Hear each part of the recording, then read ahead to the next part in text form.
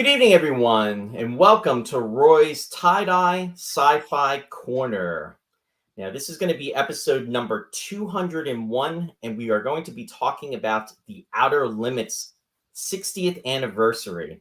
But before we start with that and welcome my other guests that will be joining us, I first want to welcome my friend and my guest for the next few minutes, and that is Mr. Jeffrey Mars, filmmaker, producer, and he is going to be giving us a live update in regards to the Kickstarter, which is going on, which is for the movie that he is producing, The Eagle Has Landed. Welcome, Jeffrey. How are you? I'm good, Roy. How are you? I'm doing well. I appreciate you coming on too, Jeffrey. And, the Kickstarter just started on Wednesday for Breakaway Day for September 13th. So it's been very exciting and things are moving along. But it's great that you're coming on to give us an update as far as everything and just to talk to our viewers. So I appreciate that. Absolutely. Yeah, no. Appreciate it. We launched on the 13th, as you said, a couple of days ago. And in the interim, we've been able to, we've already hit a tenth of our budget, which is awesome. So we're trying to raise $500,000. We're over $50,000, which is great. In 2 days, we've had a lot of fans step up, a lot of people get involved who are excited about this and want to see this project succeed. So it's been awesome. It's a real honor. It's really cool. Obviously, we've got a long way to go, and this weekend is kind of crucial to showing. Like Kickstarters, the way they work, typically you have this sort of initial phase where you get kind of a boost, and people. It's almost like a psychological game in a way, right? There's sort of this thing of like you want people to believe you're going to make it, And so when people see you as a winner and like you're heading there, they quite often will jump on board and everything. So, so it would be great over the weekend if we can get some support, some continued support. And my target is to try to see if we can't put in another 50,000 or something by early next week and everything. But at this point, we still are on target. Obviously, we're only 3 days in and 1/10 funded when we still have 27 days ahead. There's all kinds of possibilities for us. So we're excited. No, it's amazing. Now, in regards to the documentary, just to give the audience, some folks that are out there, maybe just a brief overview of exactly what it's going to be encompassing and what's going to be taking place with that. Mm-hmm. So the documentary, just in brief, is it's an exploration of you have one behind you, a vehicle there from the TV series Space 1999 from 1975, and I have one as well, and actually I have many of them here. But this design is something that many of us are in love with. We think is awesome. It goes back to childhood for most of us, and we're collectors. And I started trying to explore, why are we collecting this, obsessively collecting this design, this spacecraft from 50 years ago? Why? And the more that I explored it, the more that I began to realize that the actual situation is that I think people are holding on to a dream of the future that never came to pass, and I think that's what this documentary is ultimately going to explore. Yeah, and it's going to be incredible, and it's almost like a 50-year journey. Mm-hmm. So, and with that said, to direct folks to the website that they can visit, it's going to be www.eagledocumentary.com, mm-hmm. and that has all the information there in regards to the documentary, and then also in regards to the link to the Kickstarter, in which folks can take a look and help to fund this project and make it become a reality.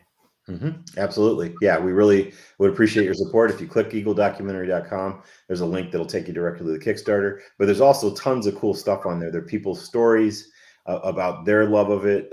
We wanted to create a place where people could start to share their own images and stories.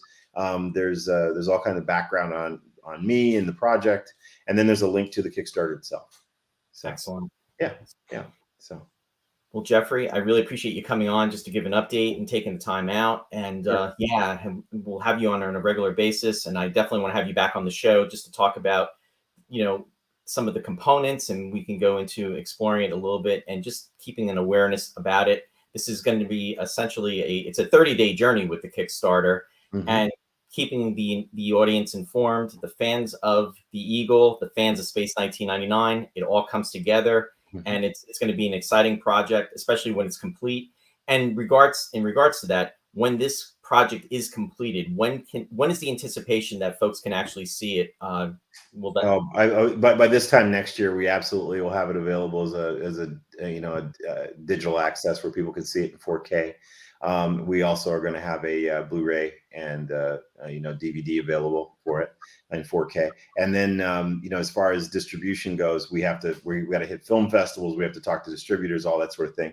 We do have a great relationship with a company that's putting us together with distributors. And then the idea is to go from there to get it onto a big streamer, probably. So limited theatrical, then streamer. So that would probably be in early 2025, which is perfect because it's the 50th anniversary of Space 1999. Exactly. So it's right around the corner. Yep. Well, I just want to say thank you for joining me. Thank Absolutely. you for coming on. And I look forward to talking to you soon. And thank you for keeping an awareness with the fans as well, too, Jeffrey. Absolutely. No, thank you for having me, and enjoy your show. It's I love the Outer Limits, so I'm pretty excited to see what you guys talk about. So. No, thank you. Yeah, okay. And very excited too. Okay. All right. Take care. Take care. Thank you, Jeffrey. And now we're going to start. I want to welcome my two guests for tonight, and I'm going to bring them in. And first is Mr. Dominic Stefano, who is the son of the writer, producer Joseph Stefano.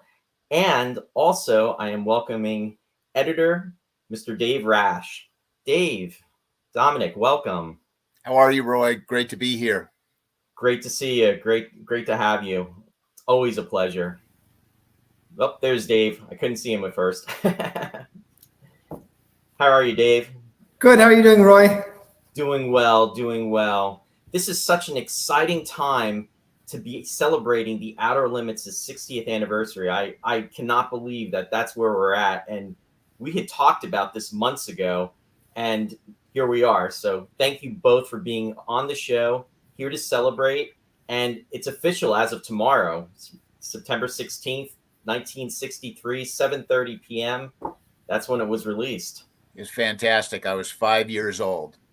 So it's great to be sitting here and discussing my father's legacy and hopefully answering any questions or getting our fans excited about new things that we're doing. No, wonderful. And just to let you know, we do have some folks that are out there. Just want to say hello to them. Christian is joining us from Canada. Christian, welcome. I also see that Andrew is joining us, and he's joining us from Australia. Welcome, Andrew. Hi. Lou is also out there. Lou is joining us from Rhode Island. And I also see Colin Curlis is joining us. He's joining us from the UK. Dennis Chevalier is also joining us from Canada. Nick McCarty is joining us from the UK as well. Jerry's Seward is out there. Welcome, Jerry. Welcome, Nick. It's great to see everybody out there and to be a part of the show. So, a lot of people with good taste. Absolutely. Jeffrey is out there. Maybe he just joined us and he said, excellent, exciting topic. Yeah, this is going to be great. So before we get into everything, we definitely have to talk about your dad first, Dominic, and everything that he did in regards to this. So now you just indicated that you were 5 years old when this show first premiered. So can you tell us your memories and everything in regards to how your dad, the whole part of putting this together and just reflecting upon it? Well, my memory initially was my father just being missing. I mean, he was working hours that I had never seen. He was gone all the time. My mom finally took me down to the set, and that was when I had the encounter with the nightmare creature, which was, the going on the movie set is interesting enough with those giant sound stages. They're huge. The scale of everything is so gigantic, and I'm 5 years old at this time. And all of a sudden the nightmare creature comes walking out of the sound stage. And really, I was completely petrified. And I just held on to my mom. And in diverting my eyes, I looked down and I could see that he's wearing tennis shoes. He's taken his feet off of the costume for whatever reason. And he's got Keds on. And that somehow that just softened the situation, because I figured There's just no way that something like that would be wearing tennis shoes like I wore. So that was my first actual introduction to the Outer Limits, and it was, going back to my initial thought, it was something that absolutely consumed my father 24 hours a day. I think he was getting maybe 2 or 3 hours of sleep here or there during that year. That's incredible. Yeah, and I mean the project. It's when you're involved in a television series and you hear these types of stories being reflected upon, whether it's a writer or that's specific to a series, a director, a producer, especially, and then also the stars of the show. It can be grueling and it's extensive. And to your point, your dad was involved with this production day after day. So really, probably when he had any type of downtime, it really was almost like recovery time from being so busy from being on the with creating the show and producing the show.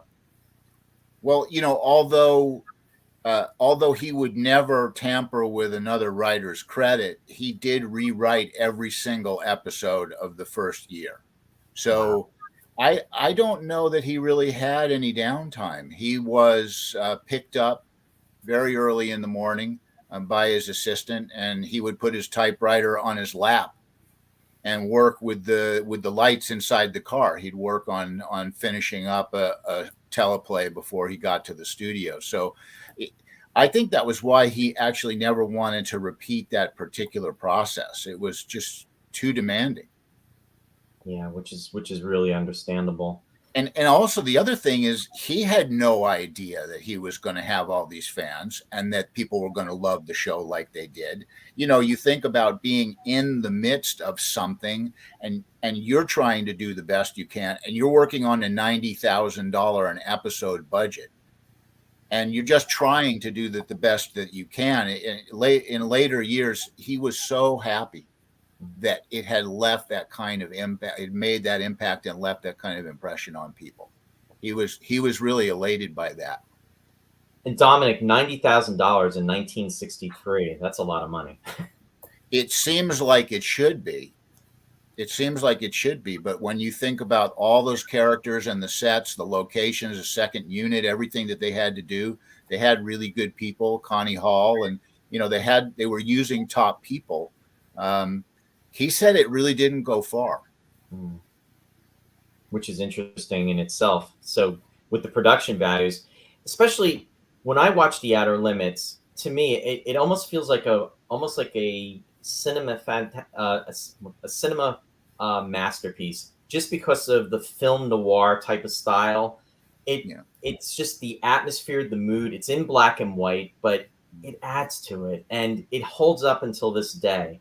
I mean, I was just talking to Dave about, I was watching a feasibility study, and one of my favorites, in fact, too. I always love that episode, especially the end. I mean, where everyone comes together. I mean, it really gives you the chills and a really good feeling about humankind, I should say, excuse me, that in regards to that, because it's like, with everybody coming together, and that was the whole basis of the story, that people wouldn't come together, and they do. And it's very chilling, but the way everything is photographed and it's explored and shown, it's just, it adds to the mystique of that episode and to all the episodes that were done. It's just such a high type of quality. Yeah, being a Gothic fan, a fan of German cinema, a fan of Val Lewton, my father's his visuals have a legacy of their own. And so he tried to make everything that was shot as disturbing as possible. Yeah, and he definitely achieved it. Yeah. And Roy, you bring up a very interesting point and a good point in that it holds up today. And I think this is a classic example and the best example of early television being art in the highest form. And I think this is what separates this show from many of the other shows. I'm not knocking other shows. Sure. This is just my opinion. This is true art. So of course there's entertainment value. The objective was to have a monster of the week, check that box, scare people, check that box. I'm the same age as Dominic, so I was equally frightened watching these episodes, just as Dominic was. However, what's different about it, and I'll use the Beverly Hillbillies as its example, because up against the Outer Limits was the Beverly Hillbillies at the time. And the Beverly Hillbillies did a wonderful job of entertaining you. But after 30 minutes or after 1 hour, your entertainment's gone. You don't think about it.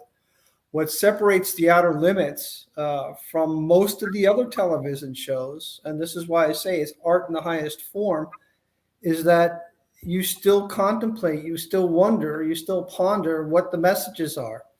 And the more time you invest in these stories, the greater the rewards. And there are things that, I've watched Nightmare 50 times over the last 50 years, maybe 100 times over the last 50 years.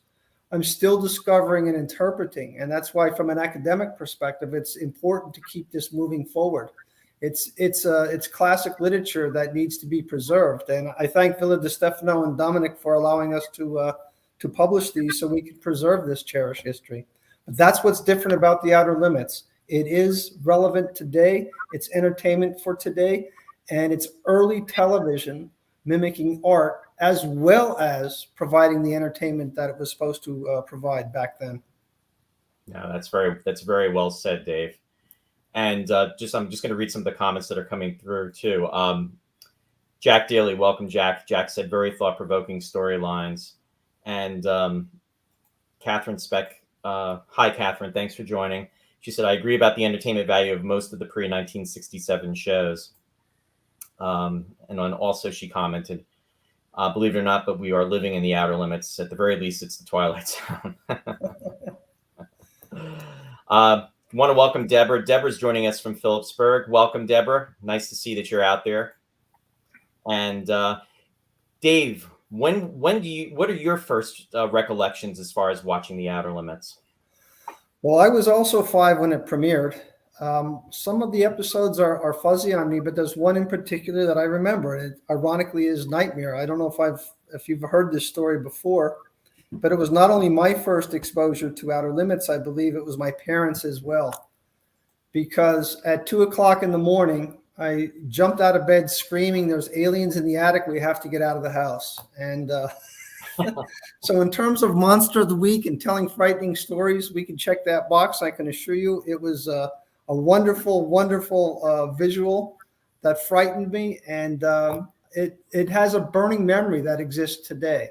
It's just that when you get old, when you're watching it as a 5-year-old, it's entertainment. It's the Monster of the Week. I wanted to get all the cards. I was just absolutely obsessed with Outer Limits. Then when you're 20, you begin to watch these in cable, so you get a chance to preview them yet again. And you realize that the stories behind here are quite remarkable, and there are messages behind those stories. And once you begin to study these a little bit more seriously, you begin to realize the level of symbolism, especially with the Joseph Stefano scripted stories. It's incredible. It's not just a level of symbolism, it's a laced symbolism because it's interwoven. When you look at episodes like the Forms of Things Unknown or Don't Open Till Doomsday, it's pure laced symbolism with passion. And the interpretations over the years begin to evolve and change. It's just a wonderful, wonderful return on an investment. If you view some of these multiple times, the return on that multiple viewing continues to pay even more 60 years later. So that's why I was quite taken back when you said that they still hold today, and they do. And some of them, especially the Forms of Things Unknown, it's still ahead of its time. 60 years later, television's trying to catch up to that. Yeah, my father was trying to make each episode its own movie.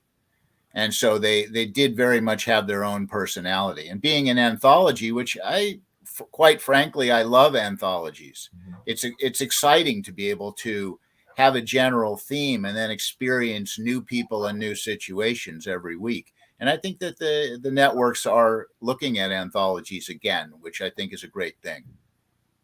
Yeah, it really keeps things fresh, and it just gives you a different perspective on different topics. And one of the comments that you made, Dave, too, in regards to it's almost like an evolution too. Especially both you and Dominic had the opportunity to really experience these episodes when you were very young, and then through each decade, experiencing them over and over again in later years. you actually have a different type of appreciation for it. And for myself, I remember catching it on, I believe it was Channel 9, WOR TV out of New York, where actually it was New York originally, and then it went to New Jersey. And they would show it on the weekends. And it would be something that I wasn't aware of. And then I would catch it and I was like, well, this is pretty cool. And, you know, it had the sci-fi elements. Now, again, I'm thinking in terms of a 10-year-old, 11-year-old. I think it was around that age. It was definitely in the later part of the 70s, mid to late 70s, that I started experiencing it. And then in the 80s, watching it more and more because it was becoming more available. And then there was the videotape release. And when that occurred, I made sure to get those tapes, and it was like, okay, this is pretty cool. And then I was able to actually collect them, sort of like the way I collected the original Star Trek series, because when those came out, that was something that I really wanted to have. And again, this is going back into the 80s when these releases were coming out. So if you were privileged to have a VHS, it was pretty cool, because we didn't have a million channels that we can go to. We didn't have the internet that we have access to. Right now you can go onto YouTube and you can look up some of these different shows, Outer Limits being one of them, where you can potentially see where it's available. And, or even better, if you subscribe to MGM, or if you subscribe to other streaming services, you are able to see them uncut. So it's, a lot of folks forget that we didn't have that back, 30, 40 years ago, which is kind of crazy, but it's Well, that makes the passion that's in these stories so remarkable, because in 1963, 64, I remember this very clearly. When the summer rerun started, I had to make sure I watched every Outer Limits over the summer rerun, because if I didn't, I assumed it would be gone forever and I would never see it. There was no such thing as cable TV. And the first season's over, it's done. You'll never see it for life. So to put that much passion and that much heart into something, with achieving the results that we can witness today, is just remarkable, because it was a throwaway TV show like every other one at the time. Dave, I have to ask you, did you have a tape recorder, and did you ever tape the episodes? A VHS came out, and they had that special on one of the late night shows where they had an Outer Limits special. They played it throughout all night. I stayed up all night and tried to tape it. Yep. And then the VHS tapes came out, and I bought every one of them. So. No, I'm sorry. I should have been more specific. Did you ever cassette tape them, or tape them on audio? No, I was 5, so no. I just enjoyed the show. I didn't have a tape recorder at that age, so. Nah. Because with a lot of the shows in the 70s, I was probably around 9 or 10, and obviously then at that point you had more of a portable tape recorder than maybe in the 60s, because I guess in the 60s it would have been probably like almost like a reel to reel, so it probably would have been a little bit harder to do. But that would have been tricky. It would have been tricky, yeah. I mean, before VHS, that was my go-to, and I had actually taped episodes of The Outer Limits, Twilight Zone, Star Trek, and Space 1999. And Arc 2. Those were my 5 shows that I would actually have. And then I would keep myself entertained, building models and what have you. And I would just listen to these shows in the background, because I've said this before and I'll say it again. There are shows and specific shows, Outer Limits being one of them, where I can watch it over and over and over again. It never gets old. And it just shows you the quality of the writing and the aesthetics of the way it was photographed. And even with, saying about using an audio tape recorder, being able to listen to it, it's just something that, for me personally, it's just something, it's a form of enjoyment.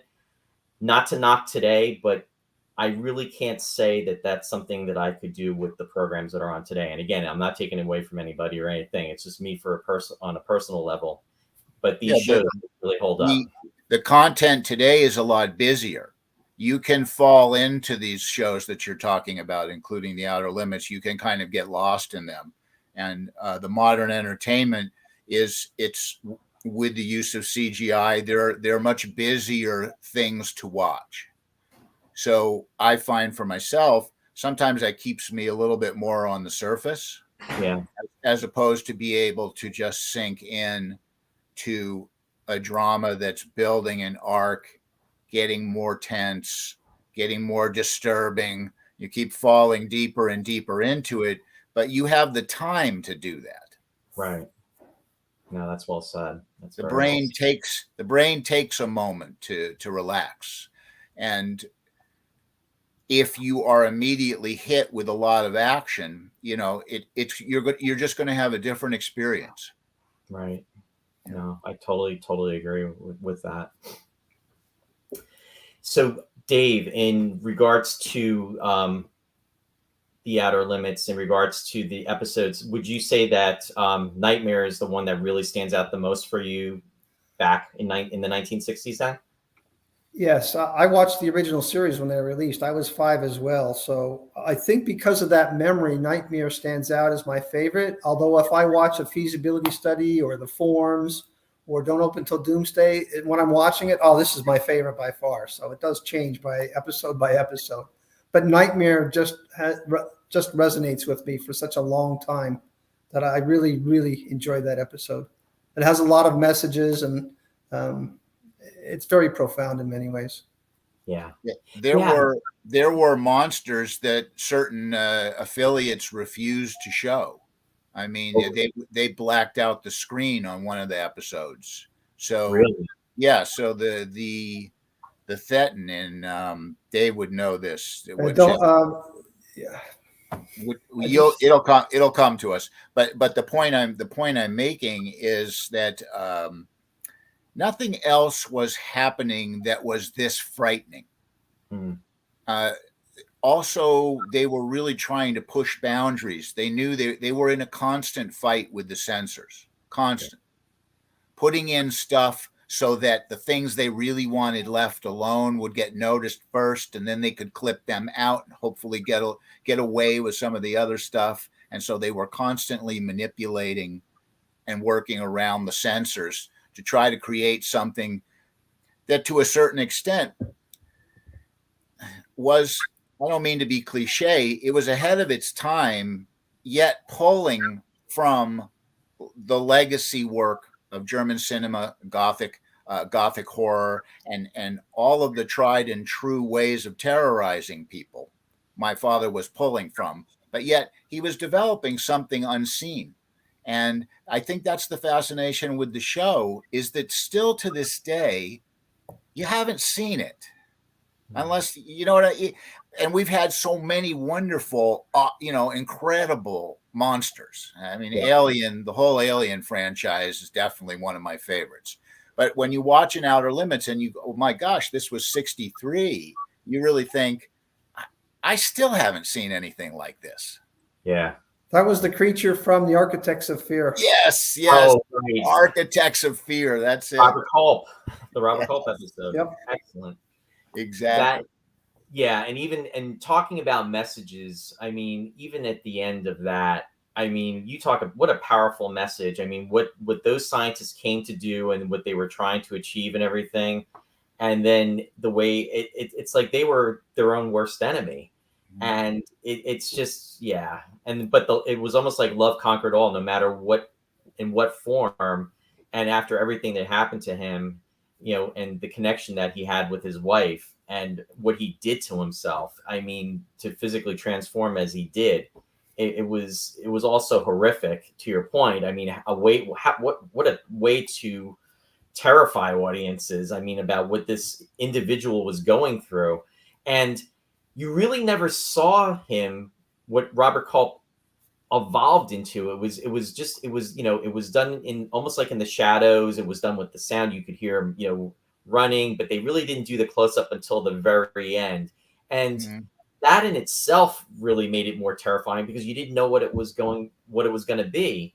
And if you think about it, in terms of that type of filming technique, that was really done with the movie Alien, the first one, because the alien was really kept in the shadows for the most part. And it was a lot of suspense. It was a lot of cuts. And that really made it more horrific because you didn't see it. And there's kind of shadows with that, with the way that specific episode was handled, just in retrospect, as I'm thinking about it. And James Cameron gave credit to my father for wanting to get into the business. He was a huge Outer Limits fan. And so, his brilliance, besides his talent and his diligence, because he's certainly laid himself on the line for projects that he's done, was H.R. Geiger. You think of the artwork from that series of movies, absolutely unbelievable. Again, you'll be able to watch an Alien movie 25 years from now, and you're going to go, I've never seen anything like that. Yeah, no, that's so true. Catherine commented, she said, you have to have a sense of history to have an appreciation of what the writers of The Outer Limits and The Twilight Zone are trying to convey. Very true. Jeffrey, absolutely, and that going back to what I was saying, they were deeply pulling from history even at that time in 1963, and they were using influences that had made them want to get into the business. And then, of course, there was no shortage of cultural dynamics at that point. It was a Cold War time, and people were frightened of some massive form of destruction, and so the series was oddly right for the moment, even though it only went 2 years. It's almost like it was in the right place at the right time. Yeah, exactly. And probably would have lasted longer if there hadn't have been the internal conflict that there was on the show. Which is a shame when you think about it, because it's if it had gone on for many years after, think about the wonderful material that could have also been, put out there and viewers could have delighted in. There's so many stories that they could have explored with that. It took from 64 to 95 to be able to get another show going. And by that time, it was much more of a modern show. It was filmed in Canada. It was filmed in color. It had a different look. It had a similar mindset, but they weren't going to go back and execute what had been done originally anyway. So it became a very different show. Yeah. And I'll own face, I have not seen the new Outer Limits. When I say new, and it's crazy to think that 1995 is almost 30 years ago. That in itself is just is crazy. So that is definitely on my bucket list to go back and watch. Part of me, I don't want to say hesitates, but it's just that I tend to be a purist. I am open to watching new incarnations. I do it with other franchises because I try not to be closed-minded, because I really feel that there is an opportunity to definitely explore and to have additional stories that can be just as wonderful. And the way I do it personally is I'll say, this was, the original, and I love it for what it is. And then if there's something else, I'll enjoy it for what that is. I don't try to.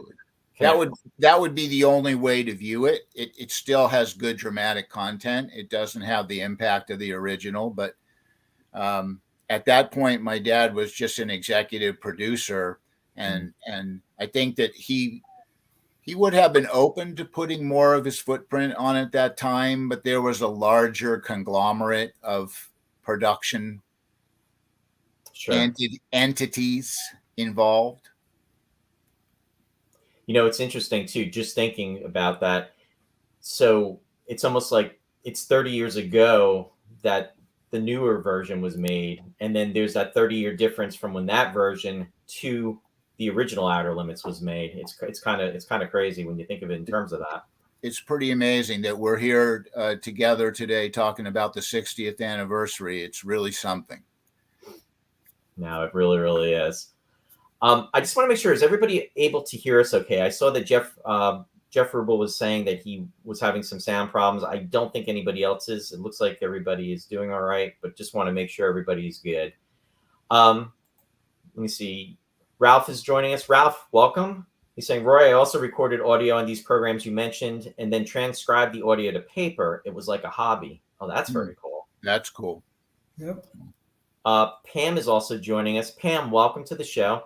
She's saying, like Star Trek, I can watch shows like The Outer Limits over and over. The stories and writing hold up. I think there is more emphasis on effects and action in shows today. Yeah. And Star Trek took it in another direction because it was continuing characters. So you got to fall in love with people and see them every week. And I do love anthologies, but there's also, when you get a cast like that, you're going to tune in. Absolutely. Yeah. Andrew's saying everything's working fine here down under. Yeah. Awesome. Glad to hear. Let me see. Jerry's commenting. Demon with the Glass Hand is my absolute favorite episode of Our Limit. Really, it was that episode in Soldier and City from Star Trek that turned me into a Harlan Ellison fan. That's right. Yeah, Harlan was awesome. He didn't work with my dad because Harlan did episodes in the second season. Okay. As far as I know, Dave, correct me if I'm wrong, but That's correct. Those two episodes in the second season after your dad had left. That's what I thought. Yeah, and Harlan he was a character. Did you ever have the opportunity to meet him, Dominic? I did a number of times, and my ex-wife was Harlan's wife at one point. So, oh wow, okay. We had a family connection. I wish I had had the opportunity to meet him. I've definitely read, She used to. My ex used to tell me stories of them. Harlan would only stay in his bathrobe, and so if they were going out to dinner, he would be in his bathrobe when they went down to Ventura Boulevard, went to the local Chinese place, and that was it. He just had his thongs on and his bathrobe, and that was it. So you can only imagine. Oh boy. Jack commented, he said, the music and soundtracks to the Outer Limits episodes were some of the most atmospheric and sometimes downright terrifying ever produced for television, in my opinion. Absolutely. Dominic Frontieri, incredible talent was assembled for that show. Well, when you think of some of the episodes and just the way the music that the music builds up, and there's a specific theme which I am not going to even attempt to try to imitate, but it's like something is not going to be good that is going to happen, and it almost has you kind of like on the edge because something terrifying is going to be happening. And they had a button that said foreboding on the mix console on the mix console. That could be cranked from 1 to 12. I don't doubt it. Christian is commenting saying German Expressionism, a major influence on Hollywood. And Jerry also said, as a young kid, I was seeking out science fiction literature because of the shows of that era. So many authors wrote scripts for them. And that kind of ties into what you were just saying too, Dave, about how I think, Roy, you froze. Dominic, can you hear me? Yeah, it looks like Roy's screen froze. Okay. Yeah, my clock is still moving, so. Yeah, the clock is still moving.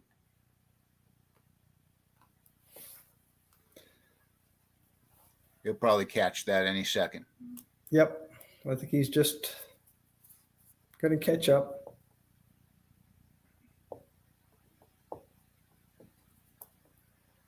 Here we are.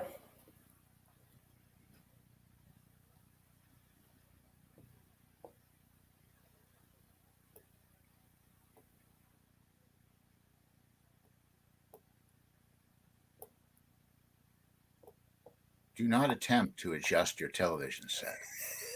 Are they still there? Yeah. Hi guys, can you hear me okay? Hey Roy. Yes, we can hear you. Just remember, Roy, we control your horizontal and your vertical. So Roy, we thought maybe your neighborhood had been abducted and taken up into space. Uh-oh. We're freezing up again. Somebody's having fun with me. Hun, are you on the Wi-Fi?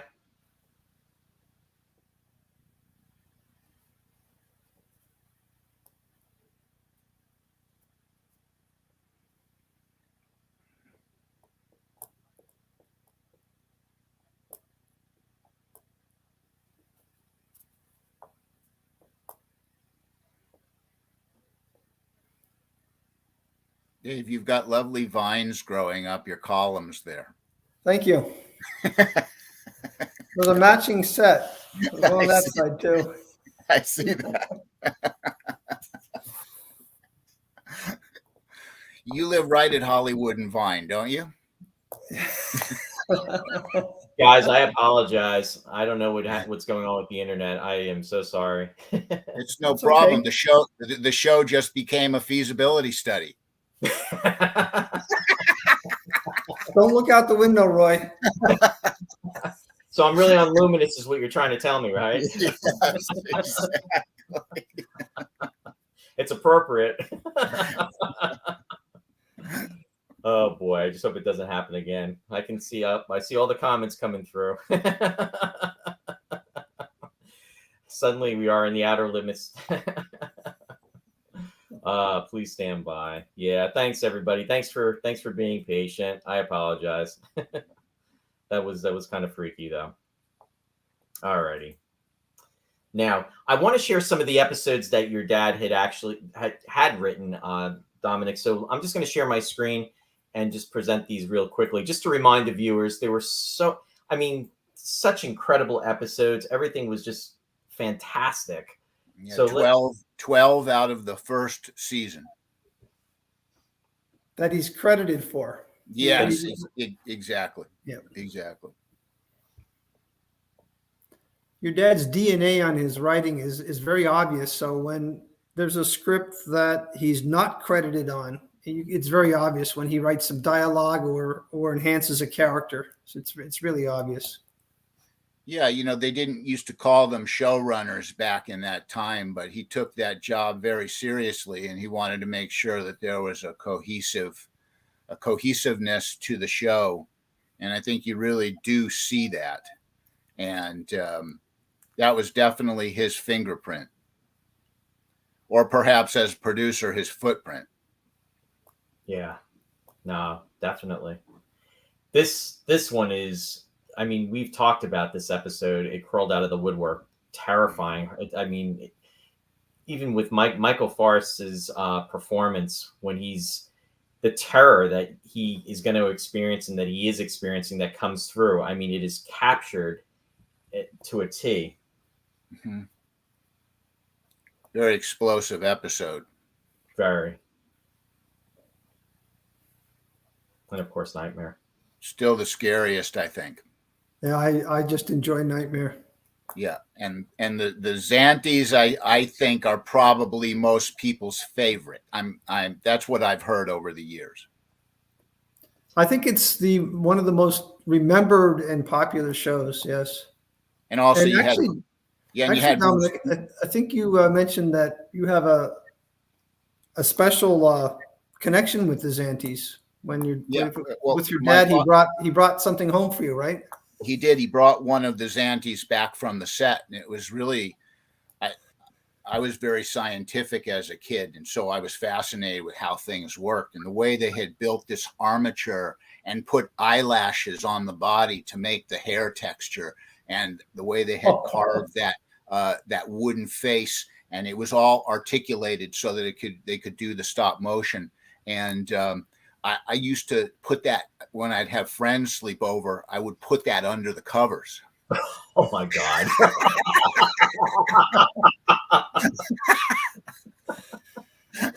You imagine waking up and you see that thing by you, you'd be like, oh my God. Let's just say that the sheets needed cleaning regularly. Actually, I have a funny story to share with you. This proves that the Outer Limits is timeless, because I have a friend who's an Outer Limits fan. His name is David Eagle, and he actually helped me with the last publication. He decided to collude with my wife and wanted to frighten me to celebrate the release of the Xanty Misfits. So he sent her something, and she said, no, I'm going to take this to a new level.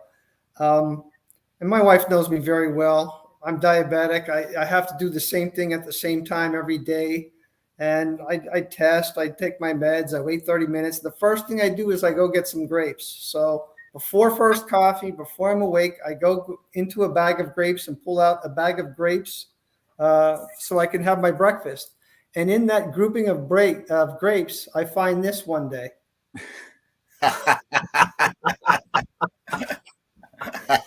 I was doing an imitation of Mick Jagger, screaming and dancing on stage. So it's timeless. Oh, and by the way, my good friend David Eagle, I got him a one-way ticket to Lumino, so he's there already, Roy. Fantastic. They're all waiting for us. I thought he was waving as I was landing there. Oh boy. Randy Lee's joining us. Randy, welcome. Good to see you out there. Danith is out there. Danith, welcome. Saying my personal favorite has always been Fun and Games. Do you have any reflections about that episode? I don't know that episode that well. Dave, is that a favorite of yours? That's among my favorites, yes. That's one that was written by your father, and I really, really enjoyed that one. That's a true science fiction fan's favorite. I believe, if I'm correct, I believe they used that monster from that episode in combat with William Shatner in one of the first Star Trek episodes. Oh, okay. The same costume was used. It was a creature that had a boomerang as a weapon, I believe. Yep. Absolutely correct. Yes. Yep. And so that transfers between the two shows. That's it. Yep. Yeah. Yeah. And Nick Adams, the gentleman on the right, he's from my hometown of Nanticoke, Pennsylvania. Is he really? Yeah. That's he's a very famous actor. He passed away at a very early age, too, didn't he? Yes, he did. Tragically, he did, yes. Yeah. And the thing in the middle was, I think, my first girlfriend. Oh, really?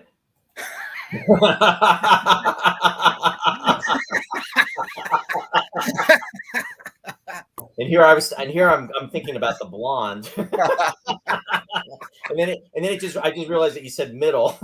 Yeah, no. Yeah, it took a second for me to register too. So you were actually the female in that episode died a very early death, though, Dominic. So,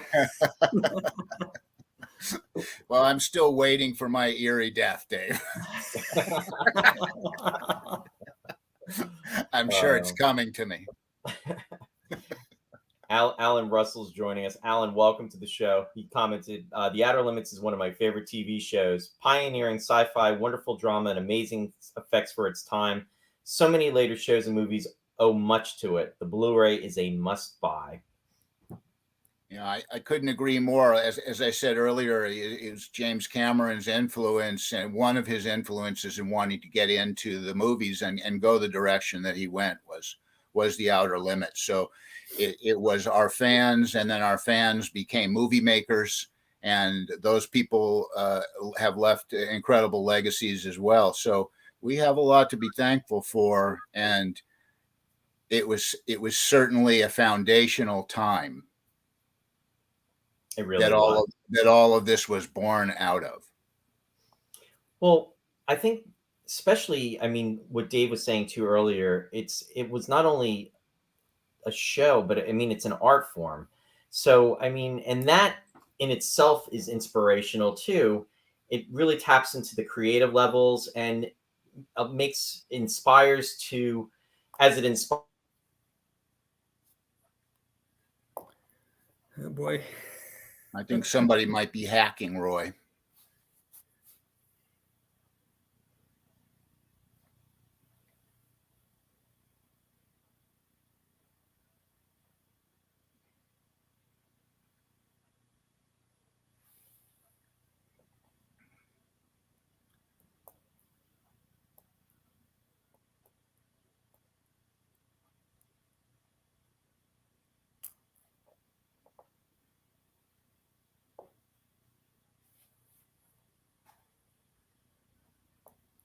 He'll be back shortly, I'm sure. Hang in there, folks. It's too bad we can't see the comments or anything. At least I can't see them. So, oh, okay. Just figured out how. So William Graff wants to know, is Joe Stefano's novel available anywhere? I think Mr. Stefano was the greatest poet on the screen. His work always had a dreamlike quality, and that is unlike anyone else's. Well, the Lycanthrope, the novel that my father spent 7 years writing, is not available right now, but it's something that Dave and I have been talking about, and I think that we'll see a release of that in some form coming up. I'm just not sure what the timing of that will be. And actually, we have an advancement on that, Dominic, which I haven't had a chance to debrief you on. But yeah, you're right. There's nothing definitive just yet. Jeff Rubel also said Roy has beamed out. Yeah, Roy must have gotten hacked. But I'll put on my tie-dye shirt and we'll do the best that we can. So absolutely, that novel, I've been working with that novel really since my father's death in 2006. And there have been many people and companies that have been interested in doing something with that. It's a really interesting twist on the vampire genre, on the werewolf genre. I mean, it's as opposed to somebody who morphs into a wolf and then creates mayhem. This is really an actual disease, a recorded disease, where the person just believes that they are a wolf and acts out, but in human form, which I always felt made it that much more terrifying, because you don't want to be at the dinner table with your uncle and all of a sudden he's feeling all wolfy. So this could be a serious issue. But I had the honor of being able to read that novel, and I can assure you it's written by Joseph Stefano. That's all I can assure you. Yeah, it definitely has his claw print on it. There's no doubt about it. Our intention is to do something with that property, and we'll see. Dave, I hate to tell the viewers all of our secrets and everything while Roy's not on. Yeah, I know. We got some major spoilers we're trying to hold off on. Okay. William Graff asks, Dominic, do you think that your father's love of vintage music in some way influenced his television and film writing? Actually, that's a very good question. I had the same question, because your dad was a musician. He wrote successful hits and was successful on Broadway in New York before going out to the West Coast. I can't help but think he would sit with Dominic Frontieri and say, are you sure you want this in a major chord? Why not put it in a minor chord? Do things like that. Did he influence the music as well? Absolutely. He was at first a professional musician before he decided he wanted to get into the film industry. And our house was always full of him playing the piano. And, he loved sheet music. And he would go to sheet music conventions, and he would come back with boxes full of pieces that he knew or hadn't played and was interested in. And he was a very good piano player, really talented musician. So there's no question. My feeling is this: when you are a musician, you speak an intricate language that transfers into everything else that you do. There just isn't any way that doesn't affect the way that you look at things. And we all have a sense of rhythm. I think that when one is a musician, one is just more sensitive to that rhythm.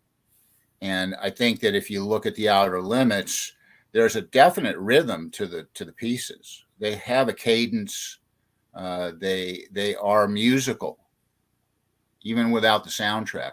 And also he did learn a lot from Hitch. Hitch felt that when you were watching a film, you should be able to turn all of the sound, all the dialogue, all the music off and have somebody follow it. I think that for the most part, he took that to heart. You can see that in his work as well. Deep visual expression that carries the arc of the characters. So absolutely. It's a long answer, but yes, he was definitely affected by being a musician. And Jerry Seward just mentioned, do we need to send a search party to the planet Eben to find Roy? Actually, Roy just texted me. He's rebooting, so hopefully he'll rejoin us shortly. That's great. So maybe we could talk just very briefly about what Villa Di Stefano is doing, a production company, and thanks to Dominic, what we're able to do today in terms of publishing some of your dad's writings. Absolutely. absolutely. I think we don't want to keep our viewers hanging too long. Right. So about two and a half years ago, thanks to Dominic and Villa de Stefano Productions, we got permission to begin to publish these, and we had some objectives up front to establish to try and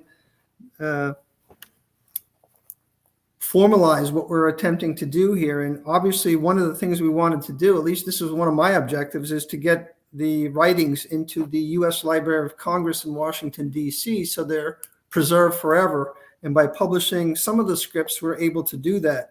I think that's where script writers don't have the same playing field as authors do, because when a book is published, it's real easy to get that registered at the Library of Congress in Washington. But scripts, they're never published. Unless you're lucky to have an original script from the Outer Limits in 1963, there's no way you would be able to read one of these, as most libraries do not have a copy. Libraries will not host a PDF or an illegal photocopy of a script. So by publishing them, we get them out into the public. Collectors can buy them, enjoy them, and they can be preserved, honored, and cherished and studied academically. So that was our goal with publishing some of these, because we felt there was a demand and an unmet need for these. They haven't been published in 55 years, 56 years. Now we're on 60. So we started some publications. I think most everyone knows that we published an early version of Nightmare. It's not the shooting script, it's an early version. And then we published an early version of a feasibility study. Again, that's not a shooting script, that's an early version. I particularly like the earlier version of a feasibility study, because there are some notable differences between that first version versus what was actually filmed. And as Dominic had mentioned before, there were censors that impacted what can and cannot be shown on television in 1963. And I think your dad did a very good job of addressing the needs or the wants or the feedback provided by the censors, but not compromising the television show in any way, shape, or form. And Dave, the other thing about these single episode books that we're releasing is they have the most amazing critical assessments that are really written by great minds, people who analyze this show. When you are reading one of these single editions that we're doing right now, you are getting so much rich content. You're getting the original script, and you're getting it in script size, so it's very easy to read. And then you're getting these critical assessments and great photos too. So it's a very compact, fantastic package that offers a lot. And that's a good point, because every August for the last 2 years now, we've been getting requests from universities, libraries, send this book urgently. And usually it's because they want to have the Gauntlets publication, which contains 8 scripts, available because a professor at the local university has adopted one of the stories as required reading and analysis in studies. So we're happy that finally these can be placed into a library and studied in the academic field. And that's being done for the first time thanks to the publications. So we're very, very happy about that. And as Dominic mentioned, even this latest one, the Zanti Misfits that just was released, that has a unique opportunity because we have the original script in there plus the rewrite. So you get to see for the first time a Joseph Stefano page 1 rewrite. And I think, Dominic, your dad mentioned rewrites and what his philosophy was on rewrites to you numerous times, right? Yeah, his position that every rewrite was a page 1 rewrite. He would never go into the middle of a script and make a change. He always started anew, and he felt that he always came out the end with a better script. Wonderful. Okay, having said that, we do plan to release all 12 of Joseph Stefano's Outer Limits scripts over the next few years, and we are actively looking for academic contributions. I think next up, maybe we can spoil this. I think next up we have Don't Open Till Doomsday. So that one will be, I think, bigger and better than even the earlier ones because we have an interview planned with one of the actors. We expect an academic contribution. And we have the production schedule, the original production schedule for Don't Open Till Doomsday. When you talk about budget constraints and time constraints, I think the production schedule puts that into light. 6 days to shoot an episode is incredible. These are like feature films. Do a feature film in 6 days. And when you look at this production schedule, it is just uncanny how they accomplish this. 32 episodes is unheard of today in television. It was a brutal production schedule. It really was. And not only is your dad trying to get scripts out, because initially he promised to deliver 4 scripts for the entire first season. He was the showrunner, so he was concerned about everything else in an anthology series. So none of the sets are the same. None of the actors are the same. Everything's changed. Everything's different. It was an incredible achievement, no doubt. I think he knew he had to get those episodes in the can, as they used to say back in the day. It had to be done. Because what's the saying? It's better to ask for forgiveness than permission. Yeah. I think that was his primary objective.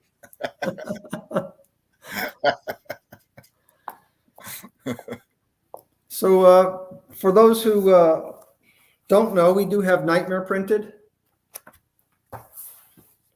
Feasibility study. And Roy has nice slides with these on them, but I'm improvising here. Yes. And there's Anti-Misfits. Well, we're very appreciative of everybody who's hung in there and is still listening to the two of us in our living rooms going on about this. But it's something that we care about deeply, and we have no intention of letting any of this go. As a matter of fact, we're pushing in numerous directions with this material. Yeah, I'm just now reflecting on the last two. There's Anti-Misfits and a feasibility study. And academically, we can very briefly discuss the setting for both. Let's talk about a feasibility study. Absolutely. This is Beverly Hills. The setting for a feasibility study is Beverly Hills, 1963, in an idealistic neighborhood where obviously the person who lives there is successful and has a successful family. And Joseph Stefano is asking the question, what could possibly go wrong? You had a white picket rolls in front of your house. Yep. And then we have the Anti-Misfits, which is a completely different setting, right in the middle of the desert, synonymous with death, which I think was the central theme to the whole story. Death, isolation, hostile environment, very, very appropriate setting. And speaking of hostile environment, you had Bruce Dern, who you knew trouble was coming no matter when he was around in any movie. So he was perfect casting for that episode. And it was also done as most of the fans probably know, it was shot out at Vasquez Rocks, which is a really very cool topography. And some of you may not know that was my dad's Lincoln that they used, hence that tight budget.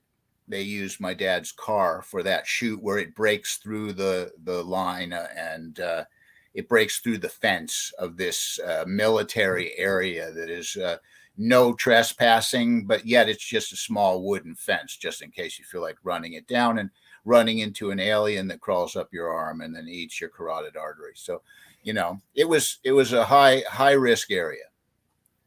And I'm amazed with the scenes where your dad's Lincoln is featured. Talk about budget constraints. Well, we could save money if we use Joe's car. And exactly. I don't know if you've seen those scenes, but they're just spinning out in the desert. And one guy gets in it and goes backwards at 30 miles an hour. Yeah, exactly. I guess he figured that, anything for the production. Yeah, it was incredible. I don't think he was a insurance wouldn't allow that these days. There's a lot of things that they probably couldn't get away with now. And my dad almost died in that car because he was coming home from the studio after midnight one night after a long day and fell asleep behind the wheel of that black Lincoln with the suicide doors. It's all very poetic, those cars from that day. But that Lincoln had the doors that opened outwards in the opposite direction. So not too many people had done that. But anyway, there was a motorcycle cop just happened to be parked on Benedict Canyon and came behind him and put the siren on, and that woke him up. And if that hadn't happened, he might have crashed into one of the concrete pilings along the sewer area there on Benedict Canyon. That might have been it. So saved by our law enforcement. Unbelievable. Yeah. And production schedule of 6 days where you can't sacrifice another one. I was waiting for Roy to join us because he always on his show reflects on everything leads back to Star Trek, and I always counter that with everything leads back to the Outer Limits. But there's one key Star Trek, the original series player, who appeared in both a feasibility study and the Xanthi Misfits. And I suspect they were quite by accident, but his name is Mr. Robert Justman. He's not even credited. Mm-hmm. So this is Roy. Maybe we can have a conference call with Roy. Yeah. Roy, how are you? All right. Are you still on, Dave? Yep, we're still on. We're filling everybody in. Yep. Okay. I mean, I can do this through audio. Oh boy, I apologize, guys. I really do. I'm so sorry. No, that's okay. Actually, do you want me to just leave my phone on and you can? We can hear you. Yeah. You can hear me, okay? Yeah. Yeah. So Roy, I was just asking the listeners a trivia question. Who is the significant Star Trek, the original series player, employee, who appeared in both the Xanthi Misfits and a feasibility study? Xanthi Misfits and a feasibility study. Oh, that's a good one. Ooh. Can you give me a hint?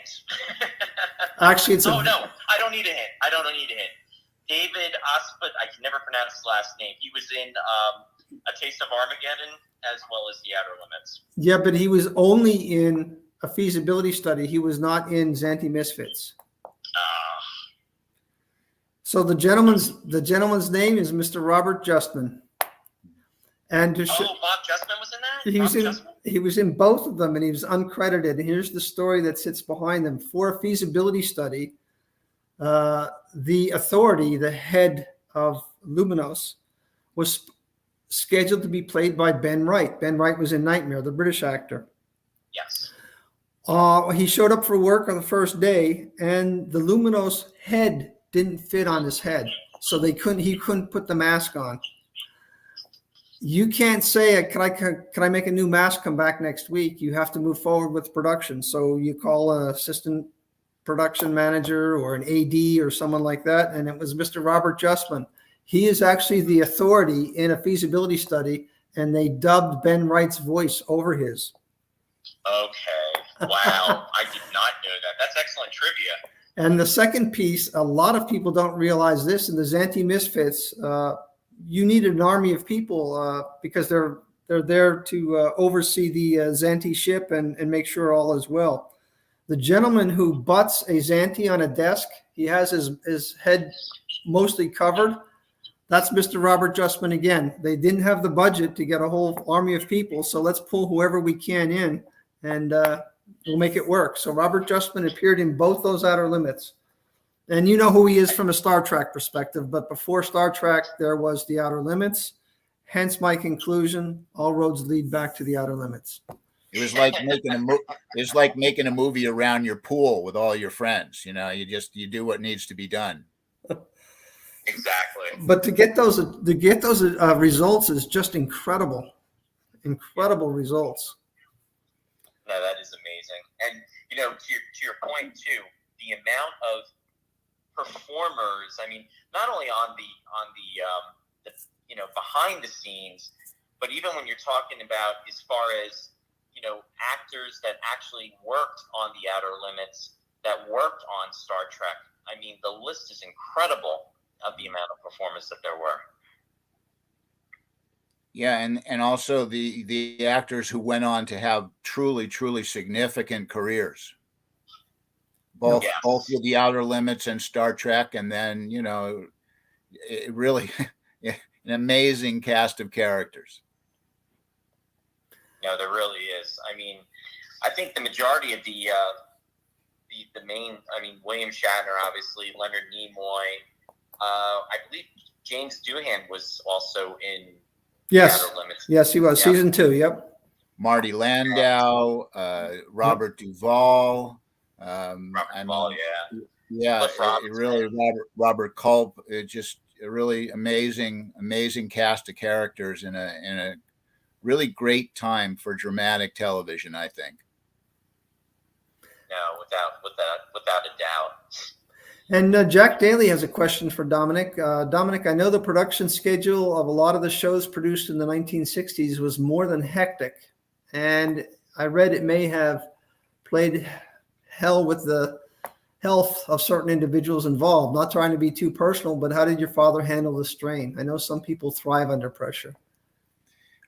He was definitely a doer, and if he promised to do something, he would push himself to the nth degree to make sure that it was completed. But as I said earlier in the show, I do believe it was one of the reasons why he never took on that particular task again, because he said to me that it was truly overwhelming, and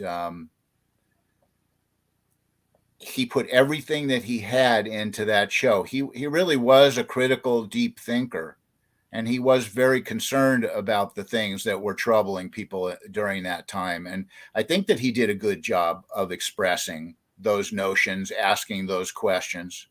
I think that the show tried to put things back together at the end, but not necessarily in a happy way. Sometimes jobs needed to be done that were painful. And so he definitely wasn't trying to make it pink clouds at the end of the episode. So that was part of what I believe left the viewer with quite a foreboding after one of the episodes. And from what I've heard from people over the years, it would really stay with them. No, and that's an excellent point too, Dominic, because it is great to have a pleasant ending or a happy ending where things, just unravel and then they come together and then everybody just kind of goes off into the sunset. But there are many episodes where that's just not the case. And, we were talking about a feasibility study before. In a sense, it is a pleasant ending for the sense of humankind coming together and preventing that small community that is transferred to Luminous from actually preventing the invasion of Earth, where everybody on Earth is going to be subjected to slavery for the rest of their lives and then lose, an existence. I mean, humankind as it is known would be wiped out. So through sacrifice by this community of people coming together and going against the grain with the aliens or I should say the Society of Luminous feel that they would never do, and the leader makes that comment that humans are more concerned about their appearance, so they would never want to be contaminated. They would never want to be touched and go against the grain, so to speak. And that's the very thing that they do. But on the flip side of it, they're never going to leave. They're never going to get back to Earth. They're condemned, and they're eventually going to turn into what the aliens, the luminoids are.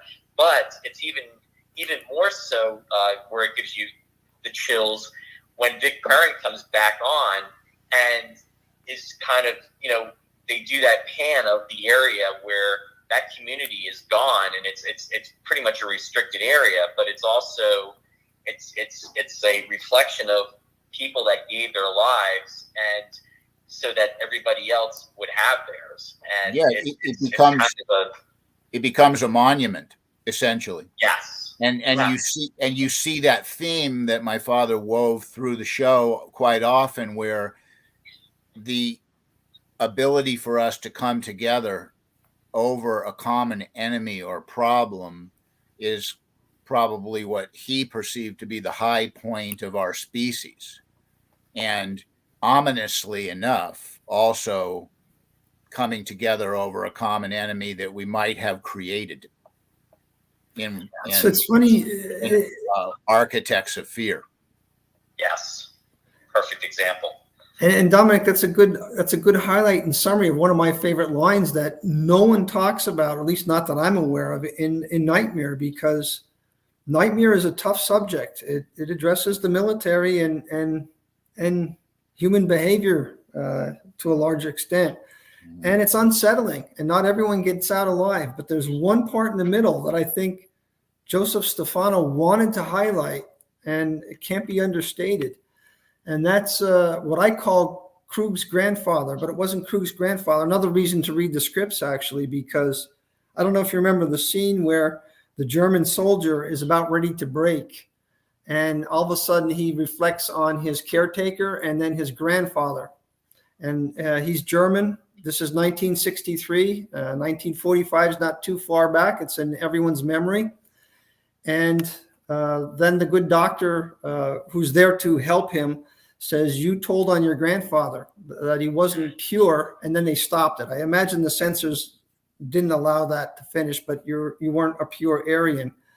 And I imagine the censors didn't want to show a Holocaust victim on national TV in 1963. So in the script, that whole show made the censors very uncomfortable. Yeah, I could see why.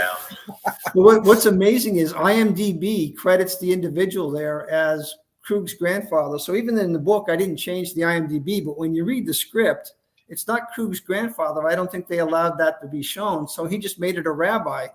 And okay, it's a rabbi. We're not depicting a Holocaust victim here. But your father did it so well for 30 years. I just assumed that was Krug's grandfather. So that's how well he told the story that he wanted to tell, and still was in full compliance with the censors at ABC. And it's a huge statement of optimism right in the middle of a nightmare. Humanity is offering you a gift. He forgave you. He forgave you with unconditional love. And that's how we conquer all these issues. And that can't be understated in that show. That's a character who has a 3-word dialogue. He forgave you. And it's something that can be talked academically for an hour or two. That's how long you can talk about it. So it's really, really moving. And that's when episodes like Nightmare become true art. Really, it's significant. The character depth and the messages that are subliminal, that require interpretation, is just incredible. And only by reading the script did I realize it wasn't Krug's grandfather. It was a rabbi. Interesting. Okay.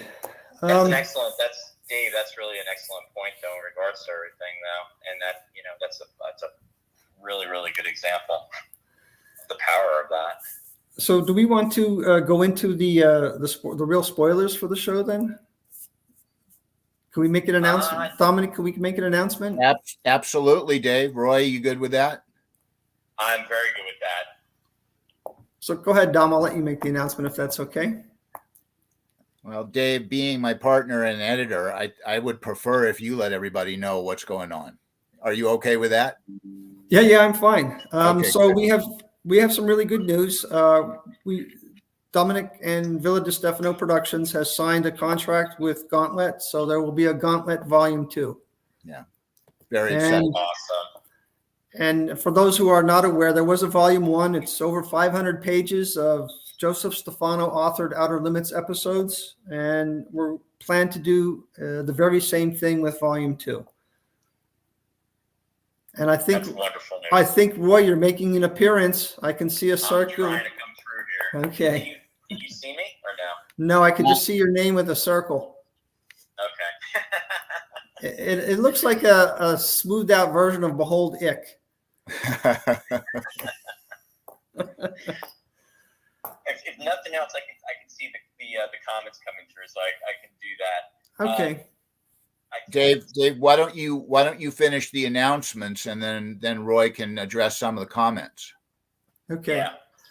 So volume 2 is planned. It will be out next year sometime in 2024. I suspect more toward the second half than the first half, but it will be out as soon as we can get it out. There are 9 inclusions in volume 2. Similar to volume 1, there's 8 scripts and 1 bonus feature.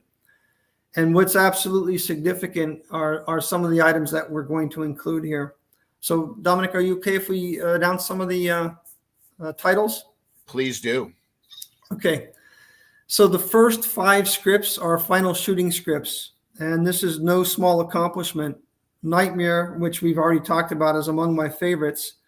I've been searching for the final shooting script for Nightmare for 30 years. There's a PDF floating out in the internet world. Most people have it. It's not the final shooting script. That's one. If you have that one, take a look at your Act 4. Colonel Luke Stone is the one who assassinates the fellow Unified Earth soldier. And that's not how the episode finished.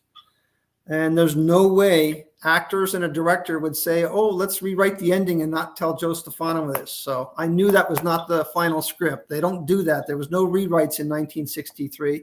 And there's no improvised dialogue in 1963. We then published this last year, which is the early version. And after 30 years of searching, I honestly believe it was lost through time, and we would never have that script again.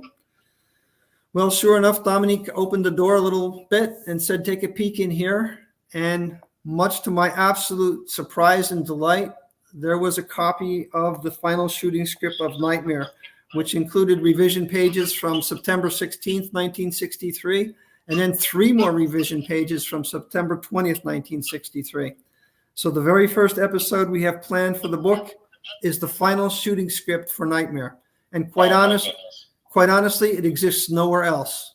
To me, there's only one copy that exists today. And now, thanks to Dominic and Villa Di Stefano Productions, we'll have that in Gauntlet publication in 2024 sometime soon. Wow. How's that for a significant find? That's not a small find. That is significant. I'm so happy we get to preserve this cherished history and share it with the public and allow the academics to study it professionally. It pays to keep those archives. It pays to keep those archives. Yes, Dominic, it that's does. Amazing. What a find. That's incredible. And I also took note of the date that you said that that was the final shooting, or with it being written. You said September 16th, 1963. So that's literally, again, that's tomorrow. Yes, it is. I mentioned 60 years. I mentioned that in specific because Joseph Stefano did a page 1 rewrite of Nightmare on September 16th. He did 3-page rewrites on September 20th, and it went into production September 23rd. That's how tight those schedules were. Wow. Unbelievable. The second item we have is the Forms of Things Unknown. This is the final shooting script. And believe it or not, the script is dated January 1st, 1964. So I know what Joseph Stefano was doing on New Year's Day. Yeah. The third one is The Mice, the final shooting script, dated October 23rd. And the fourth one, and these are not in order. Again, this is brand new news. We've just outlined this.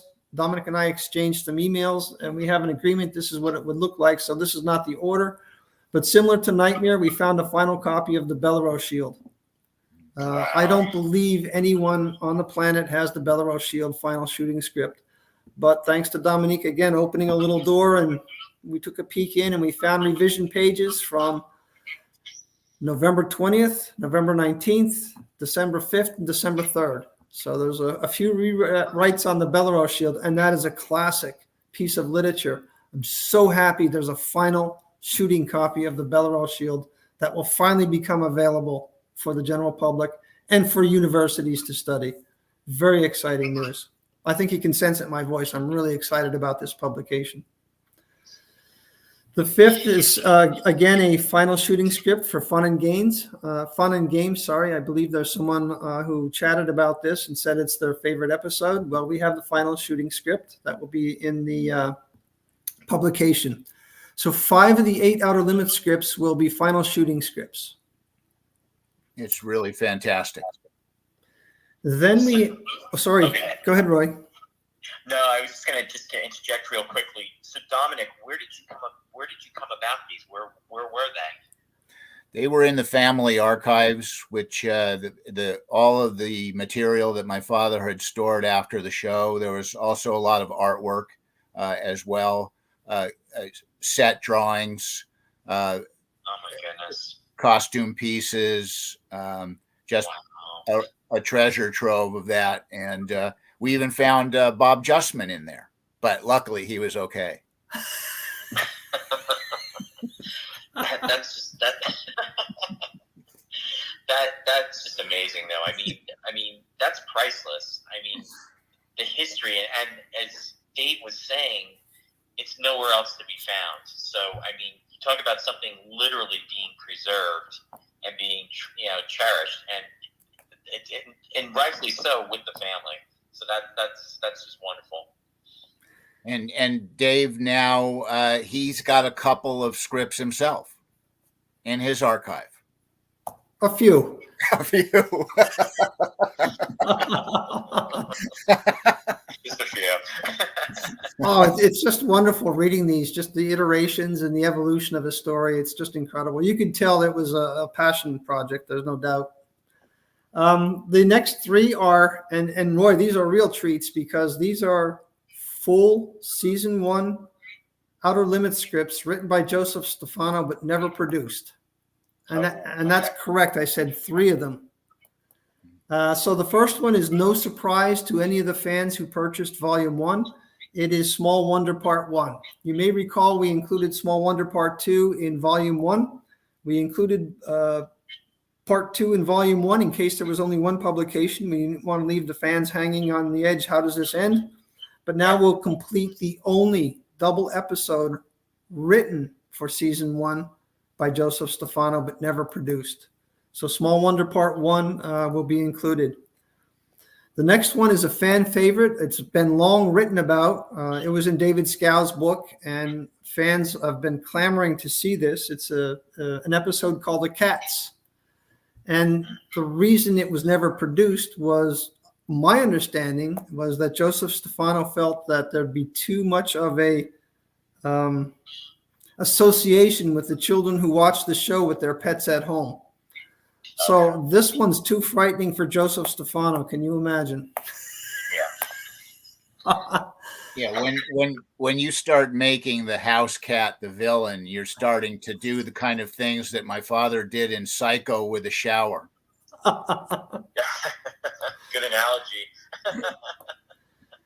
And the last one, I'm going to hold back a little bit on this one. This is a recently discovered, never talked about, never written about, never published by anyone ever episode.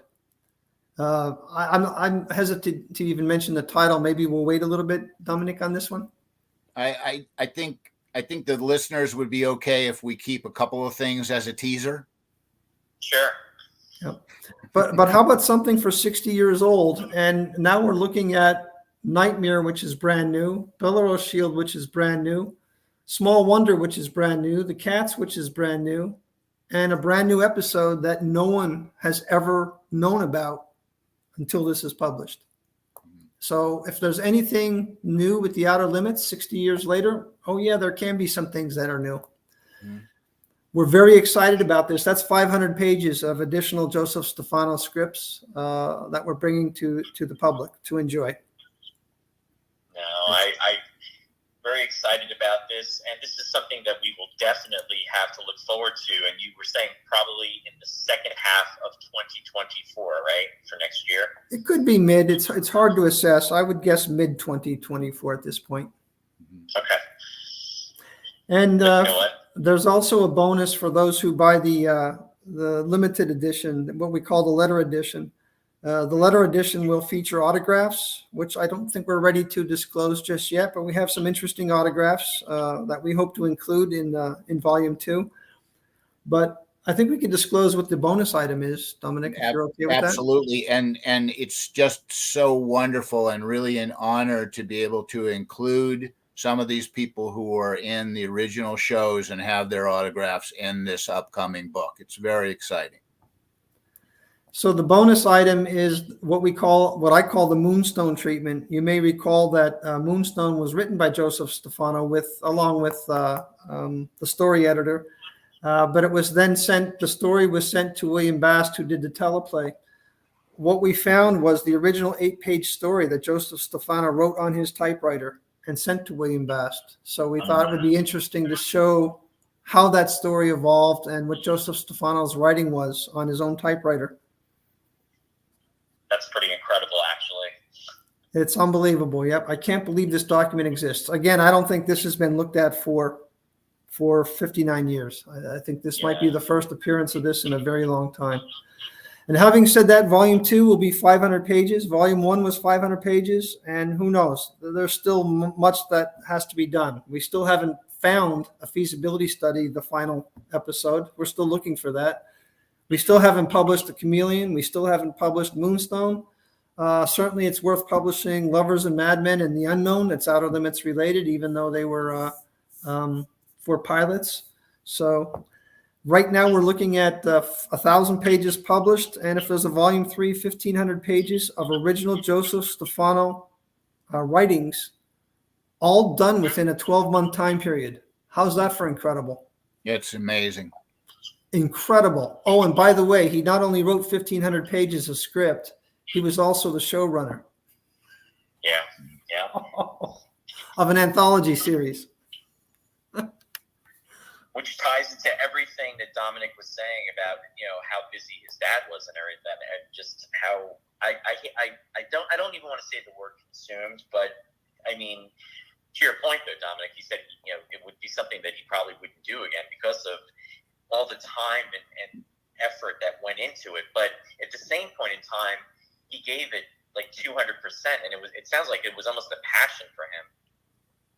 He let it all hang out, and he loved the experience on the show. Absolutely. He loved that experience, not necessarily fighting with the networks and the censors, but I think Leslie Stevens had definitely clued him in that was going to be part and parcel of the experience. And, right. This was the first show that my father was producing. So he learned quickly and was able to put his own indelible stamp on it. Well, really appreciate you sharing that with our viewers and our listeners, and having this be announced. So, and then we will definitely share this information. It's just, I mean, again, it's 60 years ago, and I hate to be repetitious about it, but it's just so hard to believe that so much time has passed. But again, it really holds true that when you watch these episodes, they hold up in the characterization, the quality of the story, the photography, the music, and I'll even say the effects. Obviously, some things could be stronger, but the way a lot of the visuals are done, they do hold up. I mean, obviously, you can always take something to the next level, but it's the characterization, it's the stories that drive these episodes, and the mood, and it never ever gets old. Thank you, Roy. I really appreciate that, and I appreciate you putting the show together for our fans and viewers. Thank you. And again, I apologize for the technical delay, issues. It looks like I'm not able to be to come back into the studio as it is completely. But one thing I can say is we always try to work around the technical aspects, and I really appreciate the both of you being patient and continuing to forge ahead to deliver the message, because that ultimately is what is very important, and I'm glad we were able to do that tonight. So thank you for hanging in there with everything. I really appreciate it. Oh, thank you. Absolutely, my pleasure. Do you want to go through any comments? Is there any more questions for Dominic in the comments? Yeah, folks. If you have any questions or comments, please post them out. But I am going to post the ones up. Pam was saying, loving this fascinating discussion, and Dennis Chevalier commented also saying that this is truly amazing. And let me see. Ralph is asking, he said, I might have missed it. Where can these scripts or books be purchased? Oh, that's a very good question. So I have them all available on eBay and Amazon, except for the Xanthi Misfits. It's a new publication, and since the product doesn't exist in Amazon's database, it takes a little bit longer to get that up. That should be up within a week. So, Roy, could I give you some information, and you can put that in the post later on? Yes, absolutely. Absolutely. And we have another person who is helping us out. I'll send to Canada and the United States, but there's a gentleman, Jeremy, in the UK, www.tellymania, TELLYMANIA. That takes you to his homepage, and at the bottom he has a store, an eBay store in the UK. He has a big shipment coming to him. Give him about 2 weeks. He'll have all the books available for sale for all the folks in Europe and the rest of the world. Okay, great. And can you repeat that one more time? Because I'm going to see if I can post that actually right now. Sure. If not, I'll do it later. It's www.tellymania, TELLYMANIA.com. Okay. And I just sent him the Xanthi Misfits, so it's going to take him a little bit to receive the books and then get it up in his store. So he may be give him another week or two, and he should have it up. Yep, Great. that's it. Okay, I tried to post it. I'm not sure if it went through. I think it did. Okay, good. And that's for the UK and the rest of the world. That's for everyone else. I can take care of the United States and Canada. Excellent. Well, thank you for sharing that. There's a question that Jack Daly asked, directed to Dominic. He said, Dominic, I know the production schedule of a lot of the shows produced in the 60s was more than hectic, and I have read it played hell with the health, both on a physical and mental level of certain individuals involved. Not trying to be too personal, but your father handled the strain okay. Actually, Roy, we answered that question. I was doing my imitation of Roy when you were gone, and we covered that, Roy, and that was when I told the story about how my dad fell asleep behind the wheel coming home after midnight from production and was woken up by a motorcycle officer. That I think that says a lot. He like I said, I don't think he was getting more than a couple of hours of sleep, and right. He absolutely gave it his lifeblood. And I do believe that that's one of the things that people stay connected to, is that even though some of the effects are they were outdated, but and I think that people connect with the heart of the show, which is what holds up the dramatic arc is heart. If you're putting your efforts into it, if you're being honest with people, you're going to make a connection. They might still disagree with you, but they're going to stop for a moment and listen and see if they connect with it. And if you're saying anything real, and people know when that's happening. And I think that that's what holds the Outer Limits up to this day. The reason we're discussing it after 60 years is the fact that people feel something from that production, and that what they feel is meaningful. I would totally agree with that, Dominic. Because granted, you could have superior special effects, but if you don't have the stories and the characterization, if you don't have that driving it's not going to hold. The attention is going to dwindle, and folks are not going to be coming back to watch it, over the years, and then especially 60 years later. So yes, absolutely. Yeah, and it is a little bit better done than the Thunderbirds.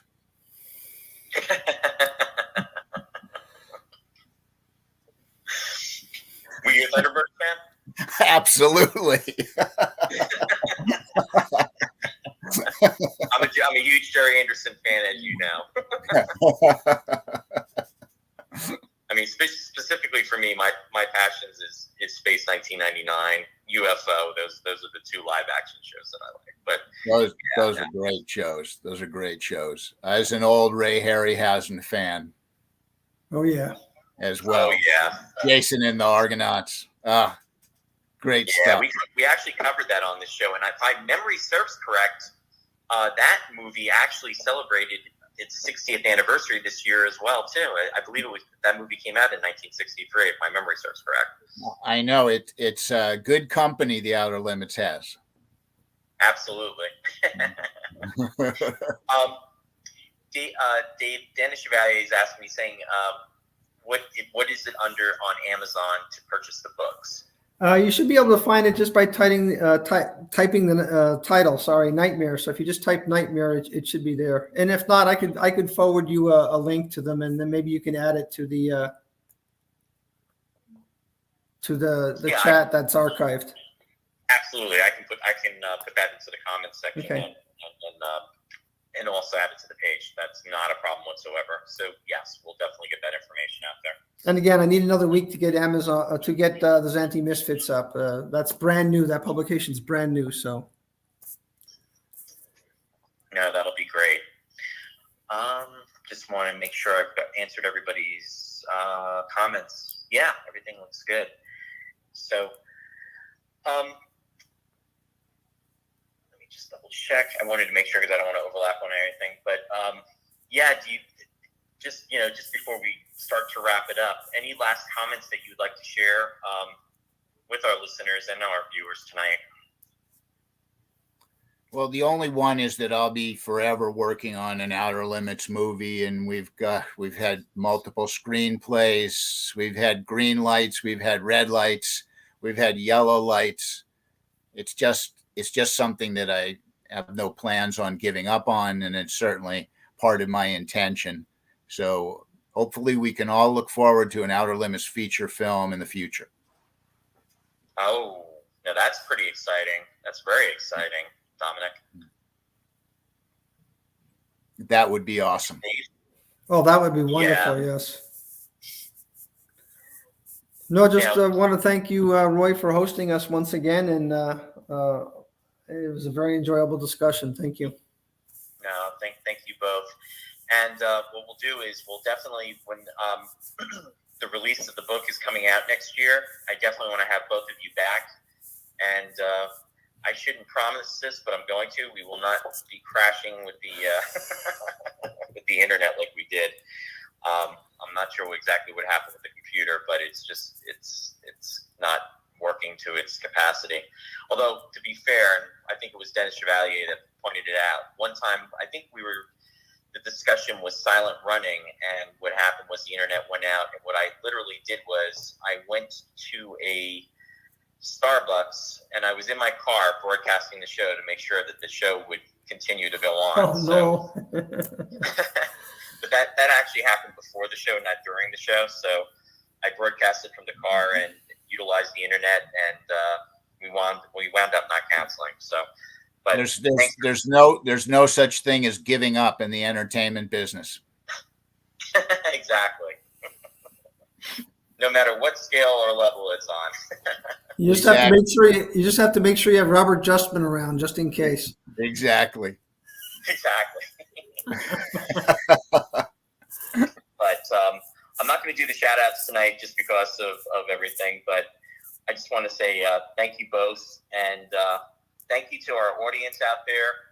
Much appreciated. Great. Thanks for hanging in there. We appreciate it. And again, I will post the information onto the show's page under this show, so that if there's any additional information that Dominic and Dave need to post, an example being about Amazon, that information or anything else, you can refer back to it. So again, thank you guys, and looking forward to next time. Thank you, everybody. Thanks, everyone. Thanks, Roy. Thanks. Bye, Roy. Bye, Dave. Bye, Bye, Dom. Dominic. Take care. Have a good evening.